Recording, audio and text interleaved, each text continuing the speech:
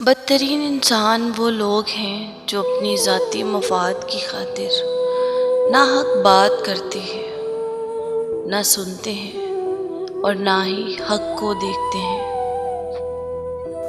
ان لوگوں سے مت ڈرو جو اپنا بدلہ لینا جانتے ہیں، بلکہ ان لوگوں سے ڈرو جو اپنا معاملہ اللہ پر چھوڑ دیتے ہیں۔ جو آپ کی برائی کرتا ہے کرنے دیں، کیونکہ برائی وہی کرتا ہے جو آپ کی برابری نہیں کر سکتا۔ حضرت علی رضی اللہ تعالیٰ عنہ نے فرمایا، ہمیشہ اخلاق سے بات کرو، کیونکہ انسان پر سب سے زیادہ مصیبتیں اس کی زبان کی وجہ سے آتی ہیں۔ حضرت علی رضی اللہ تعالیٰ عنہ، صرف پیسے کا ہونا رزق نہیں ہے، نیک اولاد، اچھا اخلاق، مخلص دوست بھی رزق میں شامل ہے۔ دنیا کا مال تو چھوڑنا ہی پڑے گا، سمجھدار وہ ہے جو آخرت کا مال جمع کرے۔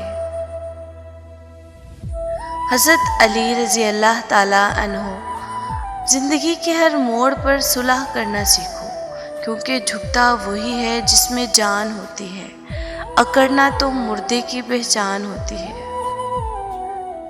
جاہل کے سامنے عقل کی بات مت کرو، کیونکہ پہلے وہ بحث کرے گا اور پھر اپنی ہار دیکھ کر دشمن بن جائے گا۔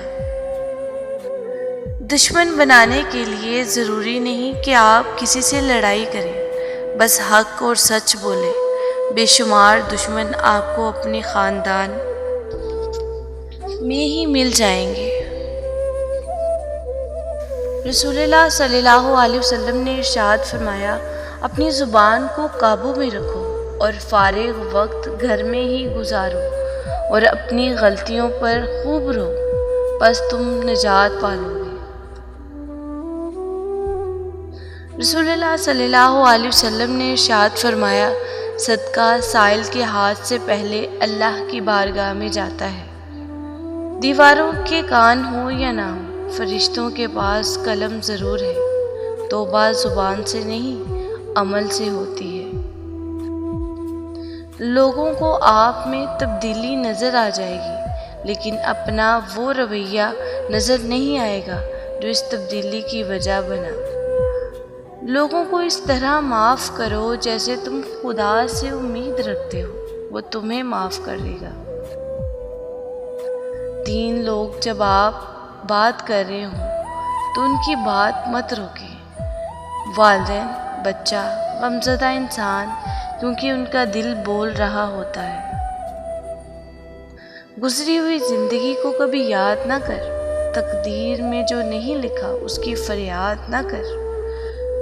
جو ہوگا وہ ہو کر ہی رہے گا، تو کل کی فکر میں آج کی ہنسی برباد نہ کر۔